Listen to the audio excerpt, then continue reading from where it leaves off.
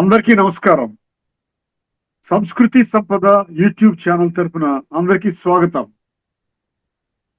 శ్రీమద్ భగవద్గీత ఆధ్యాత్మిక రహస్యాలు అనే శీర్షికలో శ్రీ త్రినాథ్ గారు ధారావాహిక ప్రసంగం చేస్తున్నారు.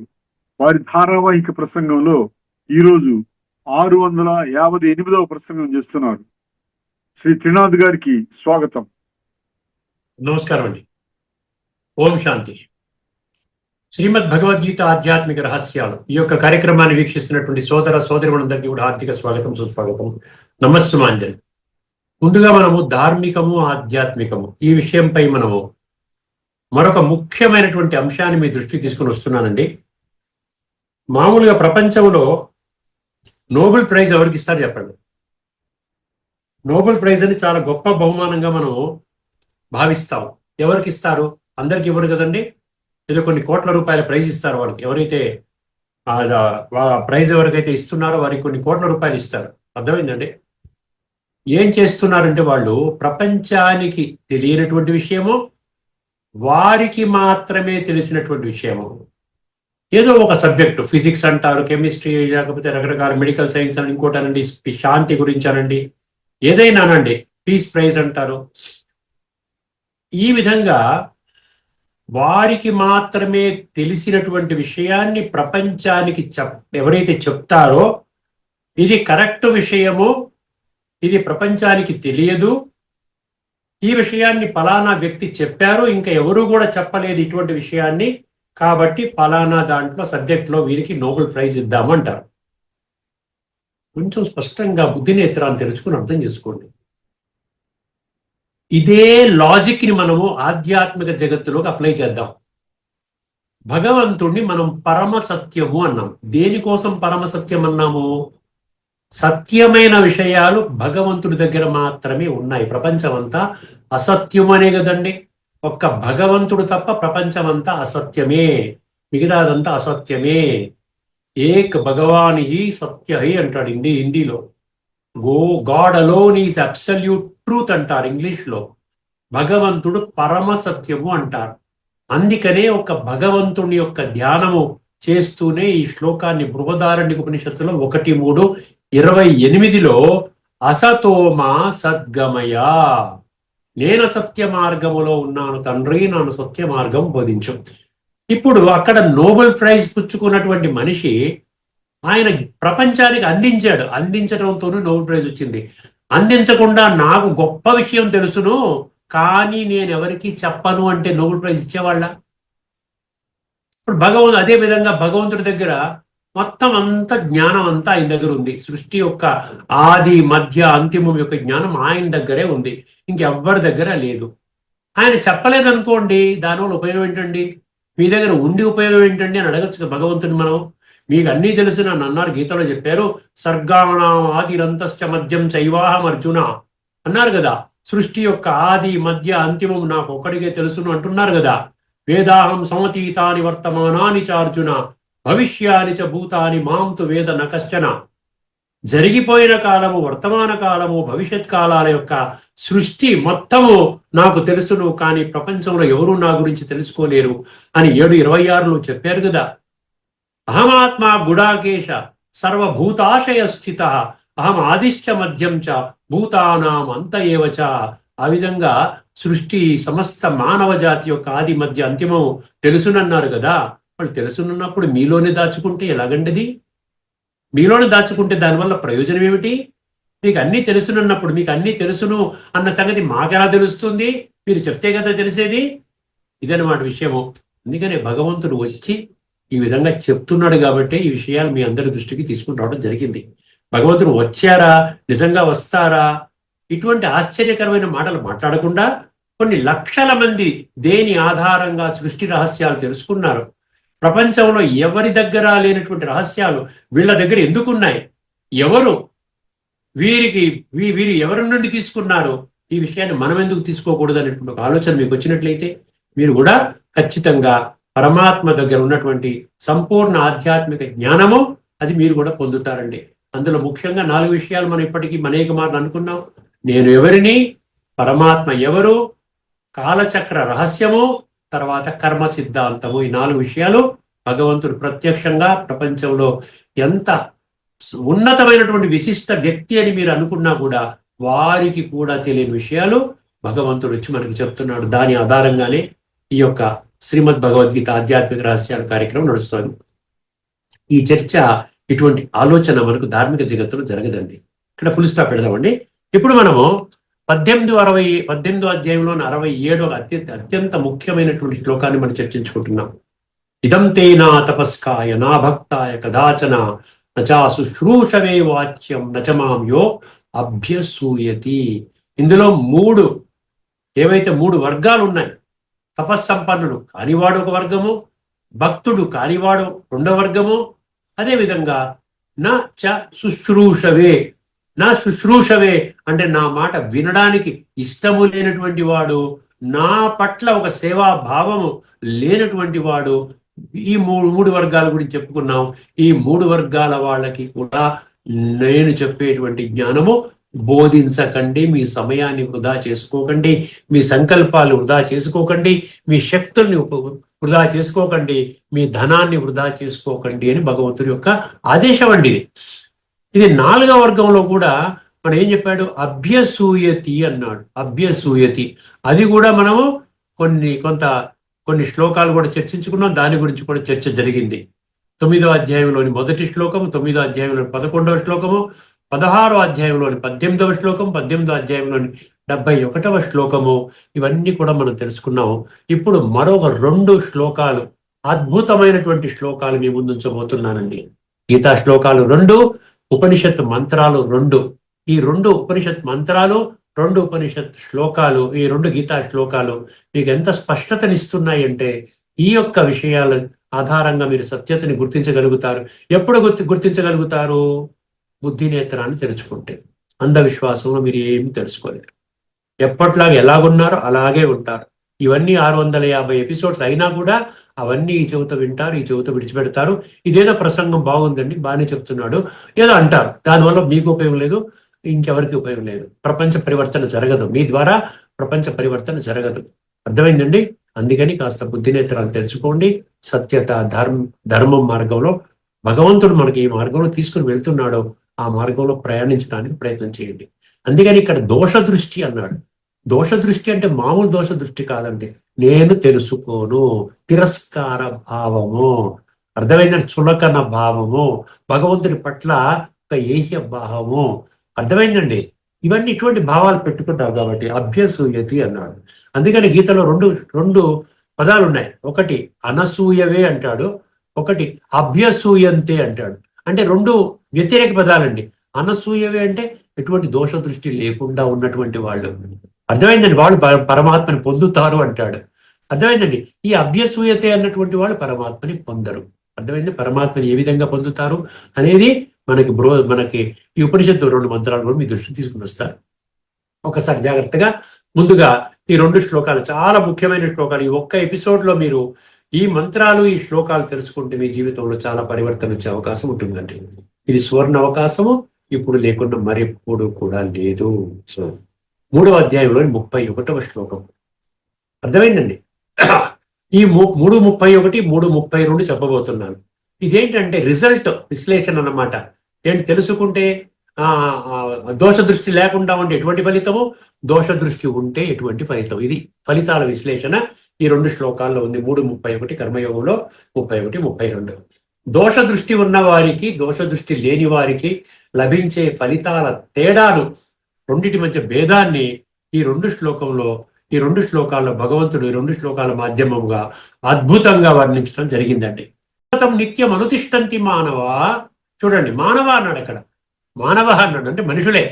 అర్థమైందండి? ఏమేమతం నిత్యం అనుతిష్టంతి మానవ శ్రద్ధావంతో అనసూయంతో ముచ్యంతే తేపి కర్మభిః. అక్కడ అనసూయంతో అండర్లైన్ చేసుకోండి.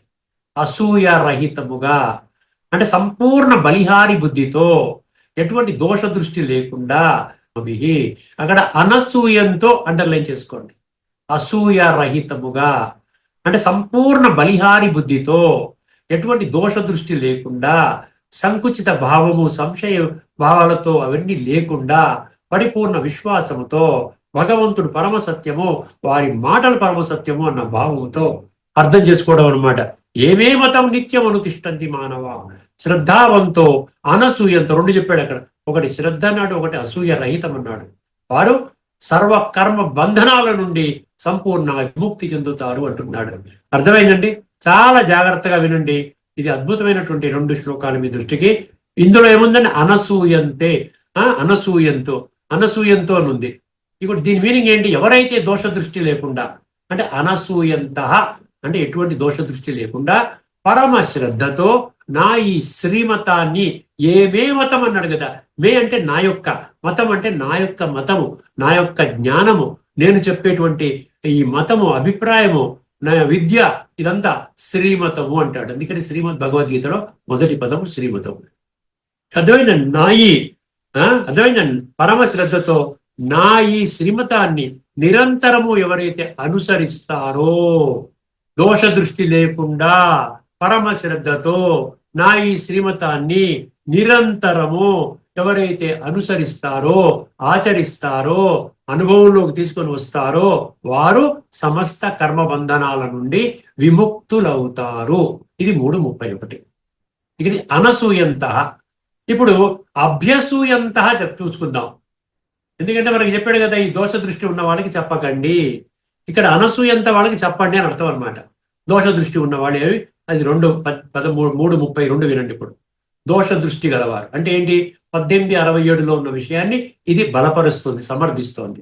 అర్థమైంది? దోష దృష్టి ఉన్న వాళ్ళకి చెప్పకండి అన్నాడు కదా. మాంచయో అభ్యసూయతే అన్నాడు ఇంకా 18:67.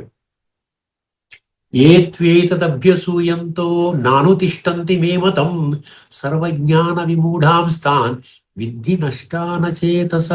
చాలా ఘోరాతి ఘోరమైనటువంటి రహస్యాలు ఉన్నాయి ఇందులో, భయంకరమైన రహస్యాలు ఉన్నాయి.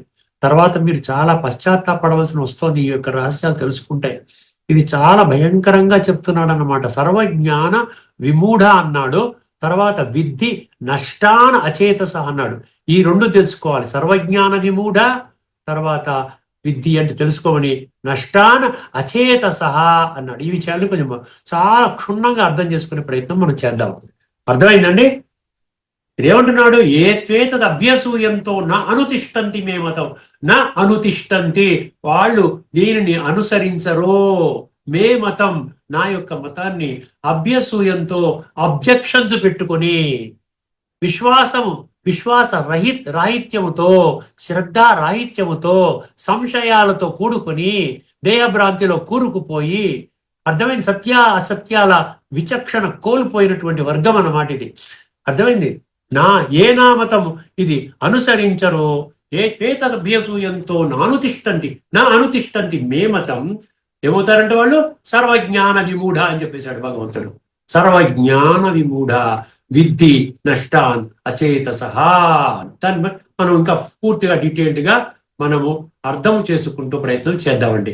కానీ ఎవరైతే నా ఈ శ్రీమతముపై అసూయపడుతూ, అంటే అభ్యసూయంత అంటే అసూయపడుతూ, దోష దృష్టి కలవారు, ఇందులో తప్పులు వెతుకుతూ, ఈ దోష దృష్టి గల వాళ్ళు ఏం చేస్తారు తెలుసునండి? వాళ్ళు తెలుసుకోవడం కోసం వినరండి. ఎలాగ తిరస్కరించాలి దానికోసం వీళ్ళు ఏం చెప్తున్నారు అన్న దృష్టితో, ఆ దోష దృష్టి అదనమాట, ఆ దృష్టితో వింటారు. సత్యం తెలుసుకుందాము వీళ్ళు అని చెప్పేసి వినరండి వాళ్ళు. ఎలాగా మళ్ళీ తర్వాత 4 వీడియోలు పెడదాము అని చెప్పేసి ఆ బుద్ధితో వింటారు అన్నమాట. దానికి ఏదో వేరే బుద్ధితో వింటారు. ఇందులో తప్పులు వెతుకుతూ దీనిని ఆచరించరు. అటువంటి దోష దృష్టి కలవారు ఈ భూమండలంపై, చాలా జాగ్రత్తగా వినండి, ఈ భూమండలంపై మనుషులకు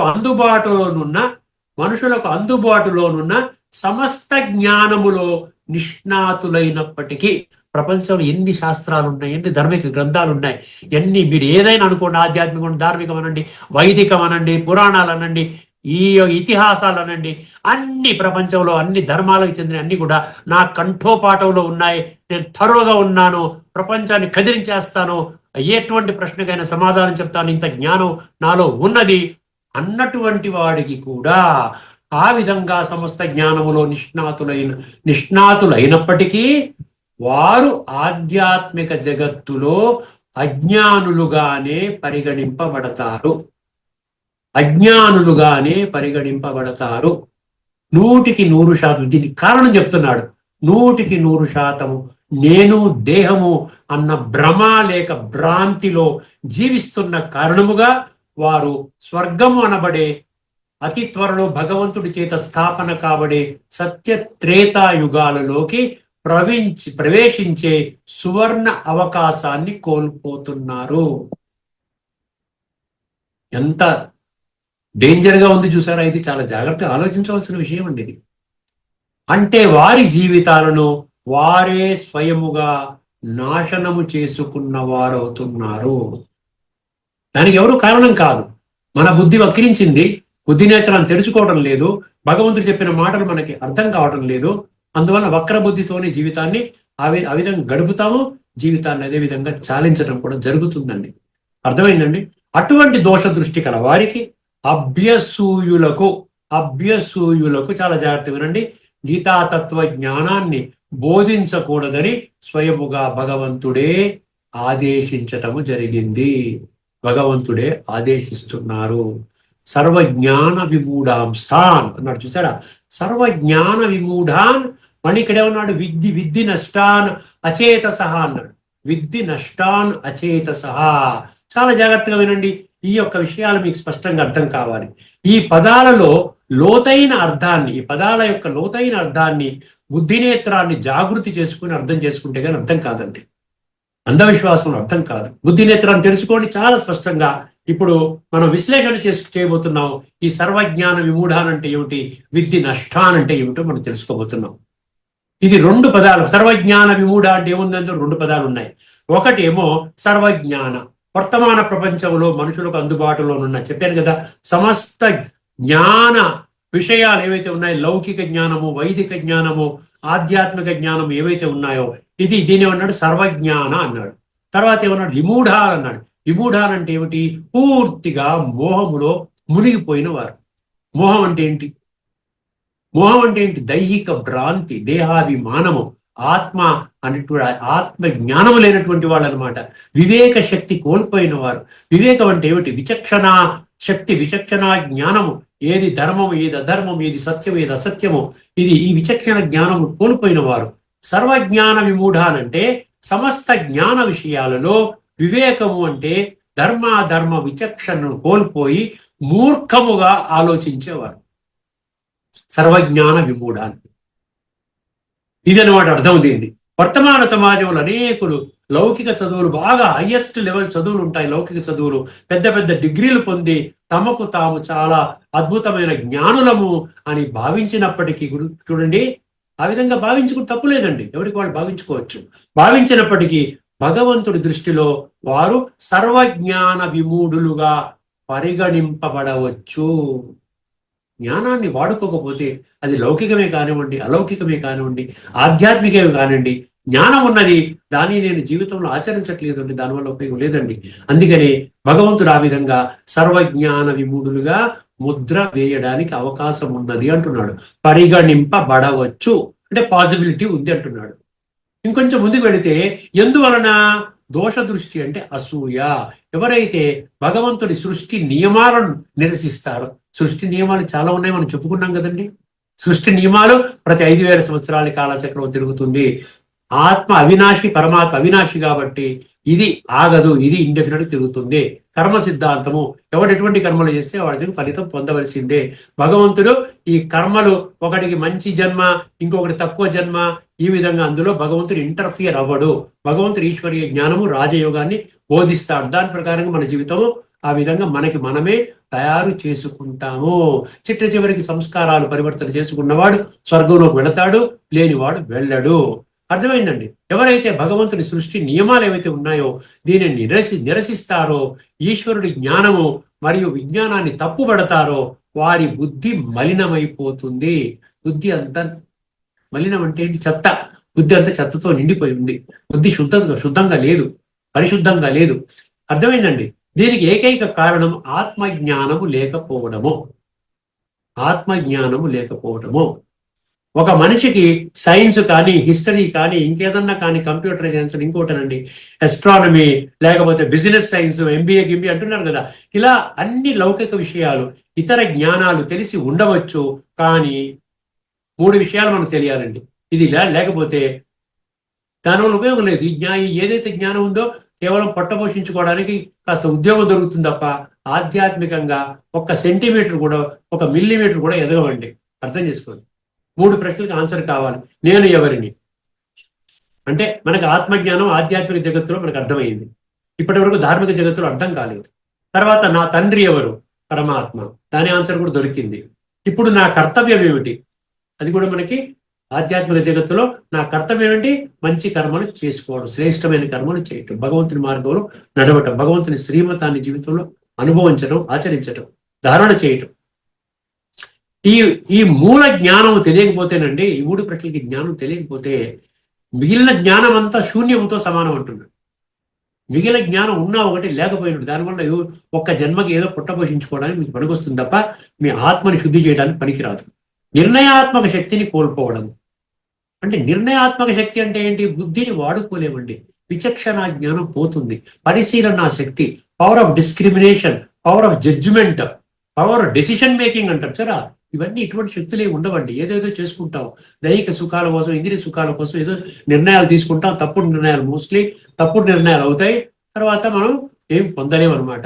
ఏది శాశ్వతమో తెలియదు, ఏది అశాశ్వతమో తెలుసుకోలేక క్షణికమైన దైహిక సుఖాల కోసము శాశ్వతమైన ఆధ్యాత్మిక ఉన్నతిని విడిచే స్థితిని దీనేమంటున్నాడు భగవంతుడు? విమూఢత్వము అంటున్నాడు. సర్వజ్ఞాన విమూఢ అంటే ఇదనమాట. కేవలం ఒక క్షణికమైనటువంటి ఏదో కొన్ని సుఖాల కోసం మన జీవితాన్ని పణంగా పెట్టుకోవడం అనమాట. వారికి అన్నీ తెలిసినప్పటికీ చూసారా, వారికి అన్నీ తెలుసును, శాస్త్రజ్ఞానం తెలుసును, ఇతిహాసాలు తెలుసును, మొత్తం అన్ని ప్రపంచంలో ఉన్న జ్ఞానం అంతా తెలుసును. అది అకాడమిక్ కానివ్వండి, లేకుండా అంటే స్పిరిచువల్ కానివ్వండి, రిలీజియస్ కానివ్వండి, అన్ని తెలుసును. కానీ ఆచరణలో సున్నా అయితే, ఆచరణలో శూన్యం అన్నాడు కదా. సున్నా అంటే శూన్యం అయిన వారిని భగవంతుడు సర్వజ్ఞాన విమూఢ అన్న తీవ్రమైన పదముతో హెచ్చరిస్తున్నాడు. ఇంకా ఉందని విశ్లేషణ ఆగిపోలేదు. ఆధ్యాత్మిక విశ్లేషణ చూద్దాం. రాజయోగ కోణంలో చూస్తే ఈ స్థితిని ఇలా అర్థం చేసుకోవచ్చు. జ్ఞానం అంటే కేవలం సమాచార సేకరణ కాదు, ఇన్ఫర్మేషన్ గ్యాదరింగ్ కాదు. ఇప్పటికే మనం చాలాసార్లు ఈ విధంగా అనుకున్నాం. ఇన్ఫర్మేషన్, సమాచార సేకరణ కాదు జ్ఞానం అంటే. జ్ఞానం అంటే అవగాహనతో పరివర్తన. జ్ఞానం అంటే ఆ తెలుసుకున్న జ్ఞానం ఏం చెప్తోంది, నా జీవితాన్ని ఎలా మారుస్తోంది, ఏ విధంగా నాలో ఉన్నటువంటి సంస్కారాలను పరివర్తన చేసుకోవాలి, నా జీవితాన్ని సమూలంగా భగవంతుని మార్గంలో ఎలా నడుపుకోవాలి, ఇదన్నమాట జ్ఞానం. సంపూర్ణ అవగాహనతో మనలో ఒక పరివర్తన, స్వపరివర్తన తీసుకొని రావాలి. అంటే ఇక్కడ జ్ఞానం అంటే ఇన్ఫర్మేషన్ అంటున్నాం, ఇన్ఫర్మేషన్ కాదు, ట్రాన్స్ఫార్మేషన్ అంటున్నాడు. Not information but transformation. ఇది గుర్తుపెట్టుకోండి. సత్యయుగంలో ఎలా ఉండేవాళ్ళు, దేవీ దేవతలు ఎలా ఉండేవాళ్ళు? సర్వజ్ఞాన సంపన్నులు. అర్థమైందంటే వాళ్ళు దివ్య జ్ఞానం ఆధారంగా వాళ్ళలో దివ్య గుణాలు, దివ్య శక్తులు ఉన్నాయి కాబట్టి ఈ రోజున విగ్రహాల రూపంలో వాళ్ళకి మనం పూజలు చేస్తున్నామండి. ఊరికనే పూజలు చేయట్లేదు. ఈ 33 కోట్ల దేవీ దేవతలే సత్య త్రేతాయుగంలో ఉండేవాళ్ళే. ఇక్కడ ద్వాపర కలియుగం నుండి వాళ్ళు మందిరాలు కట్టుకొని ఆ విధంగా వాళ్ళు పూజలు తీసుకుంటున్నారు. కలియుగాంతంలో ఎలా ఉన్నారు? అక్కడేమో దేవీ దేవతలు సత్యయుగంలో అలా ఉంటే, కలియుగాంతంలో మనుషుల దిదానికి పూర్తిగా వ్యతిరేకమైనటువంటి స్థితి. పరమాత్మ సర్వోత్కృష్టమైన జ్ఞానాన్ని ఇస్తున్నప్పటికీ చూసారా, పరమోత్కృష్టమైనటువంటి జ్ఞానాన్ని ఇస్తున్నప్పటికీ కొందరు తమ పాత సంస్కారాలు ఏవైతే ఉన్నాయో దాని ఆధారంగా అహంకారము, ఈ గో అంటారు చూసారా, అహంకారం కారణముగా ఈ ఈశ్వరీయ మతాన్ని అంటే శ్రీమతాన్ని అనుసరించటము లేదు. ఎందుకు ఈగో అని వచ్చిందంటే, నేను మీ మాటలు వినవలసిన అవసరం లేదు, నాకు అన్ని తెలుసును అన్న భావన అన్నమాట. దాన్ని ఏమంటే పురాతన సంస్కారం, జన్మలుగా వస్తున్న సంస్కారాల ఆధారంగా అటువంటి భావనతో మనుషులు ఉన్నారు. వారు బాహ్య ప్రపంచంలో ఎంతటి మేధావులైనప్పటికీ గుర్తుపెట్టుకోండి, బాహ్య ప్రపంచంలో ఎంతటి మేధావులైనా కర్మల గుహ్యగతి అంటే కర్మ సిద్ధాంతాన్ని, లా ఆఫ్ కర్మ అంటాడు. అర్థం మీరు కొట్టండి, గూగుల్లో కొట్టండి, లా ఆఫ్ కర్మ అంటే ఏంటో చెప్తుంది. మీరు మంచి కర్మలు చేస్తే మీరు మంచి జీవితం పొందుతారు, చెత్త కర్మలు చేస్తే మీరు చెత్త జీవితాన్ని పొందుతారు. మన బంతి ఎలా అయితే విసురుతామో ఆ బంతి మళ్ళీ మనకే తట్టుకుంటుంది. దీంట్లో భగవంతుని ప్రమేయం ఏమీ లేదు. నీచ నికృష్ట భ్రష్ట దుష్ట పాప కర్మలు చేస్తూ చేస్తూ కూడానండి ఇవన్నీ రకరకాల చెడు కర్మలు చూస్తున్నాం. ఆహార కల్తీలాలు ఏమన్నా ఉందండి? మందుల కల్తీలు, ఆహార కల్తీలు, మర్డర్లు, లూటీలు, స్మగ్లింగ్, బ్యాక్ మార్కెటింగ్, చంపుకోవడాలు, మోసం చేయడాలు, లంచగొండితనం, ఇవన్నీ ఎక్కడైనా విన్నారా? ఇప్పుడు కలియుగం ఎండింగ్ లో ఇవన్నీ కనబడుతున్నాయి మనకి. ఇవన్నీ చేస్తూ కూడా ఏమంటారండి వాళ్ళు? తమకు తామే సరి అయిన మార్గంలోనే నడుస్తున్నామన్న భ్రమలో బ్రతుకుతారు. గుర్తుపెట్టుకోండి, ఎంత ముఖ్యమైన విషయం చూడండి.